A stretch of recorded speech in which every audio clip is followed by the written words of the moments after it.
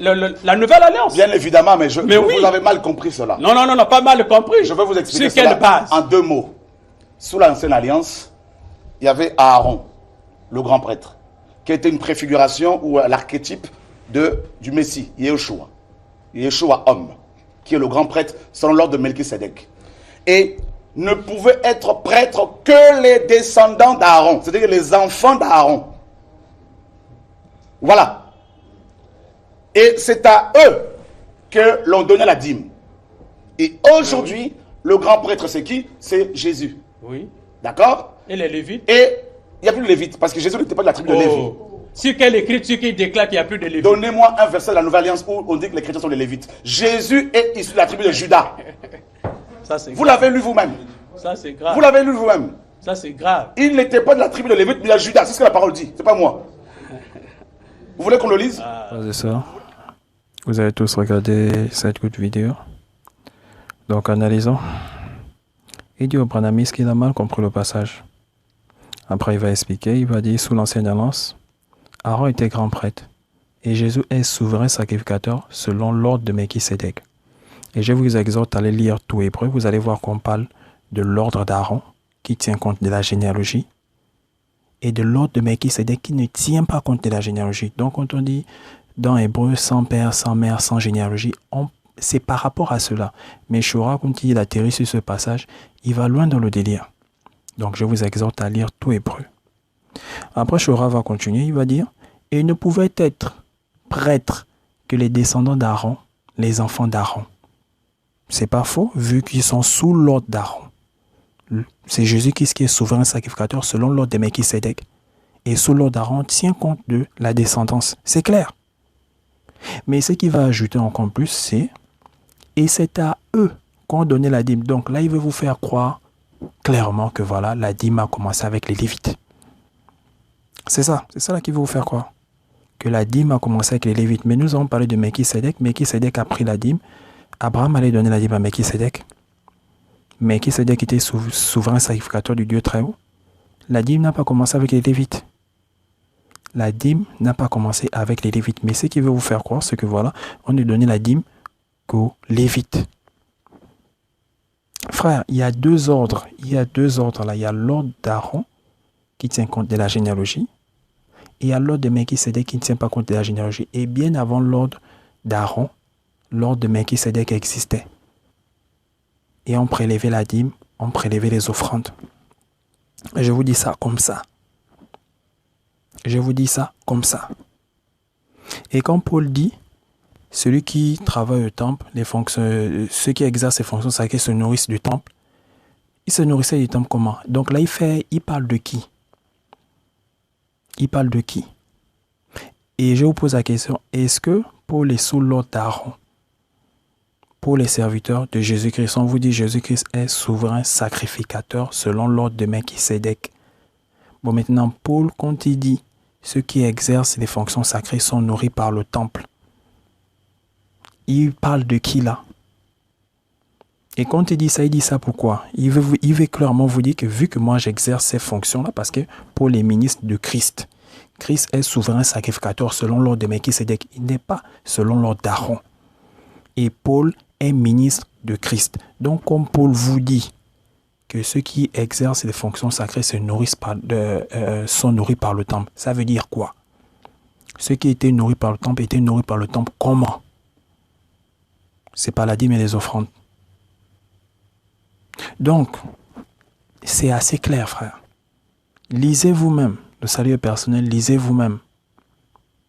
Et après, le Branhamis va dire, et les Lévites, vu qu'il a parlé il a parlé de l'ordre d'Aaron et l'ordre de Melchisédek. Le Branhamis va dire les Lévites.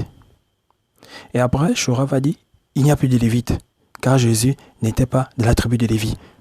Non, frère, analysez ça vous-même. Et il faut aussi tenir compte de ce que le Branhamis a dit bien avant. Le Branhamis a dit, le pasteur est le Lévite d'aujourd'hui. Il a dit, donc comme le pasteur, quand ce Branhamis a dit, il est Lévite, il parle du pasteur qui exerce maintenant des fonctions sacrées. Ça, J'ai déjà fait une vidéo sur ça.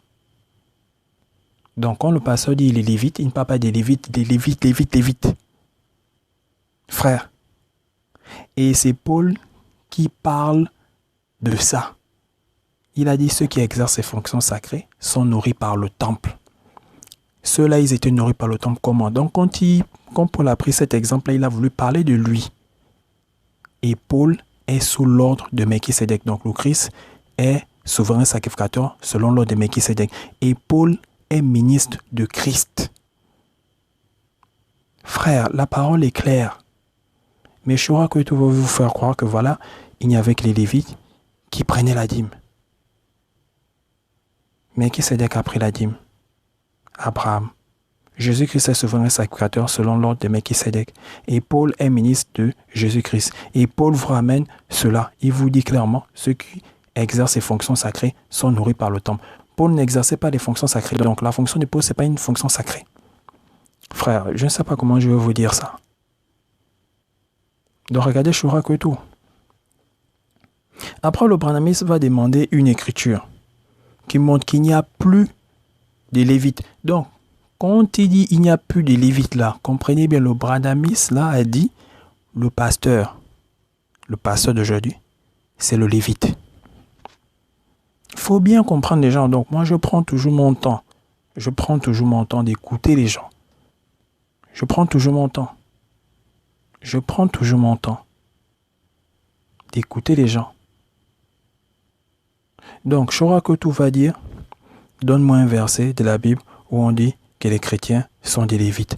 Frère, Shura Kwetu a joué avec lui.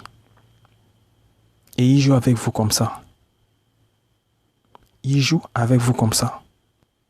Et après, il va insister, il va dire, Jésus n'était pas issu de la tribu des Lévites. Voilà, donc les Lévites ne doivent plus. Mais pour ce branamiste-là, le pasteur, c'est le Lévite. Le pasteur, c'est maintenant le Lévite. Parce qu'il exerce les fonctions sous l'ordre du Christ, au Christ qui est souverain sacrificateur, selon l'ordre de Melchisédek. Donc le pasteur exerce ses fonctions sacrées. Et Paul a dit, celui qui exerce ses fonctions se nourrit du temple. C'est clair. C'est clair, frères et sœurs. On n'a pas besoin d'aller loin pour comprendre ça. On n'a pas besoin d'aller loin. Ceux qui exerçaient les fonctions sacrées étaient nourris comment? Par le temple. Comment? Posez-vous des questions. C'est par les dîmes et les offrandes. Pas seulement les offrandes, les dîmes et les offrandes. Frère, arrêtez. Donc, relisons encore. Donc, allons-y, Genèse 14. Genèse chapitre 14, versets 18-19. Melchisédek, roi de Salem, fit apporter du pain et du vin. Il était sacrificateur du Dieu Très-Haut.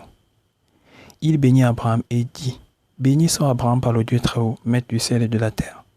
Béni soit le Dieu Très-Haut qui a livré tes ennemis en tes mains. Et Abraham lui donna la dîme de tout. La dîme n'a pas commencé avec les Lévites. Donc, si le Seigneur est souverain sacrificateur, selon l'ordre de Melchisédek, ses ministres, Paul l'a bien dit, celui qui exerce ses fonctions sacrées est nourri par le temple. Donc, si aussi vous me dites que Paul n'exerce pas les fonctions sacrées, ça c'est vous-même là-bas, je sais pas. Là, je ne sais pas comment je vais vous expliquer ça. Mais Paul a bien pris cet exemple. Et Paul est serviteur de Christ. Paul est ministre de Christ. Paul est ministre de Christ, vous le savez. Donc arrêtons. Arrêtons. Et Abraham lui donnait la dîme de tout. Donc la dîme n'a pas commencé avec les Lévites, frère. C'est un souverain sacrificateur, voilà, c'est Melchisédek lui-même. Et Jésus est sous l'ordre de Melchisédek. Donc la dîme n'est pas abolie, arrêtons, la dîme n'est pas abolie. Continuons, relisons ce que Paul a dit. 1 Corinthiens chapitre 9, 12, 13. Si d'autres jouissent de ce droit sur vous, il parle de quel droit? Si d'autres jouissent, donc les autres ministres de Christ. Les autres ministres de Christ. Les autres ministres de Christ. Et ça, les fonctionnaires sacrés sont nourris par le temple. Paul a pris cet exemple-là pour faire comprendre ça de manière claire. Si d'autres jouissent de ce droit sur vous, donc les autres ministres du Christ jouissaient de ce droit. Et Paul, je vous ai dit que Paul n'a pas voulu jouir de cela, de ce droit. Mais il est revenu sur ça pour un cas bien précis. Donc, quand je vois que tout va dire non, montrez-moi où on a payé la dîme, montrez-moi où les apôtres ont parlé des dîmes et tout. Paul n'a pas voulu jouer de ce droit. Et nous savons tous que le Nouveau Testament est rempli des épîtres de Paul. Rempli. Mais Paul n'a pas voulu jouer de ce droit. Si Paul jouissait de ce droit, on devait avoir des passages qui le montrent clairement. Même là, on vous montre ça déjà clairement, frères et sœurs. Le discernement est passé aussi. Vous n'avez plus le discernement. Demandez l'Esprit du Père. Si d'autres jouissent de ce droit sur vous, d'autres là, c'est qui? C'est les autres ministres de Christ. Mais Paul a décidé lui-même de ne pas jouir de ce droit-là. Il a décidé lui-même. Et la raison est là. Si d'autres jouissent de ce droit sur vous, n'est-ce pas plutôt à nous d'en jouir? Mais nous n'avons point usé de ce droit. Au contraire, nous sauvons tout afin de ne pas créer d'obstacle à l'évangile de Christ. C'est ça la raison. Après, il vient maintenant, il vous dit, ne savez-vous pas que ceux qui remplissent les fonctions sacrées, qui remplissaient les fonctions sacrées, qui remplit, donc Paul ne remplit pas les fonctions sacrées. Moi, c'est la question que je vous pose. Paul prend cet exemple pourquoi? Pour vous faire comprendre beaucoup de choses. Ne savez-vous pas que ceux qui remplissent les fonctions sacrées sont nourris par le temple? Ceux qui étaient nourris par le temple étaient nourris par le temple comment? Par les dîmes et les offrandes. C'est pas juste par les offrandes, par les dîmes et les offrandes. Nous avons vu Melchisédek a pris la dîme. La dîme n'a pas commencé avec les Lévites. Comme c'est que je crois que de vous faire croire. Ne savez-vous pas que ceux qui remplissent ces fonctions sacrées sont nourris par le temple, que ceux qui servent à l'autel, on part à l'autel? Qu'est-ce qu'il vous fait comprendre par là? Les Lévites avaient droit à quoi? Aux offrandes seulement. Frère, l'exemple est assez clair. Le Christ est souverain sacrificateur selon l'ordre de Melchisédek.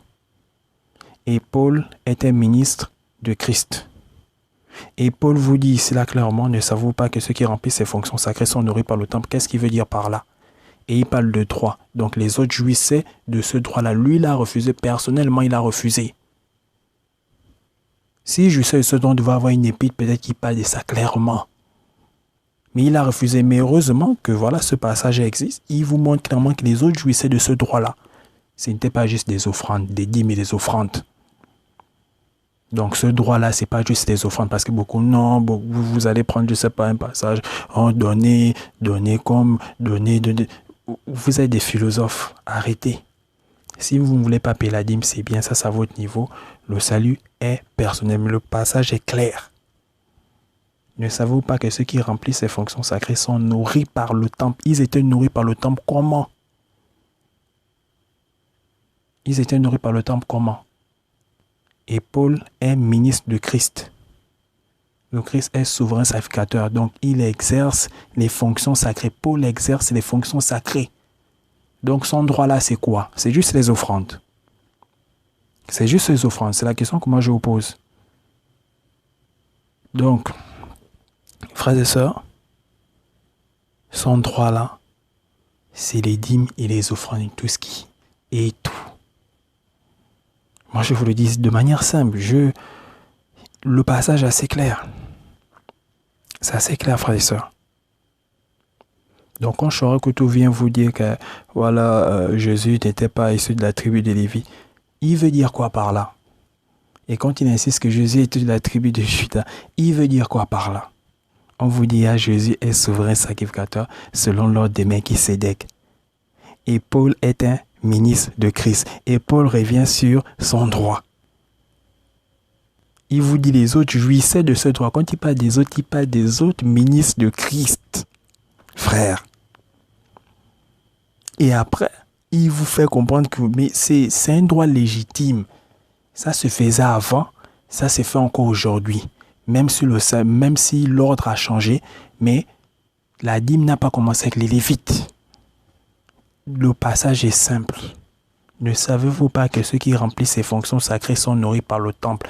Paul exerce les fonctions sacrées sous l'ordre de Christ.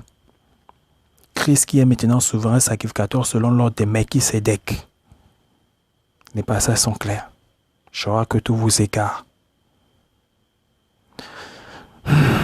Donc, frères et sœurs, je vous exhorte à lire tout Hébreu. lisez tout le chapitre 9 d'un Corinthien.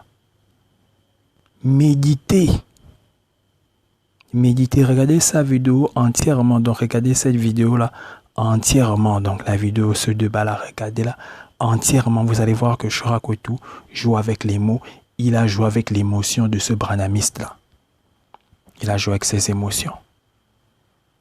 Et c'est comme ça qu'il joue avec vous. Prenez du temps à lire la Bible vous-même, frères et sœurs.